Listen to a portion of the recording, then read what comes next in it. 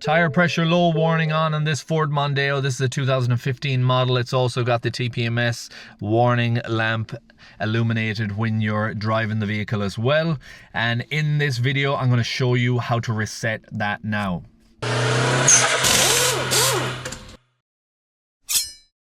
Okay, so the first thing, we'll start with the ignition off. We turn the ignition on and we get these warnings come up here. What you're going to be using for resetting is the keypad on the left hand side of the steering wheel.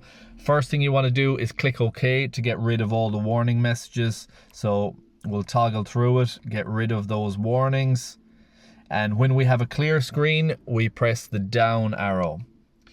When we get to that menu, we keep pressing down till we get to driver assist. Then you can press OK, or you can press the arrow across. So when we get into this section, we go down, get to Tyre Monitor, click in there again, and then you see the option to reset. Once you get there, you press in again, and then it says hold OK to reset the tire pressure. So press and hold OK. Tire pressure has been reset. Let's now start. You can see the warning lamp looks like it's gone off there. We'll go back out of that again. No warning lamp up in the dash. I'll just do the initial start like I had previously. Key on, engine off.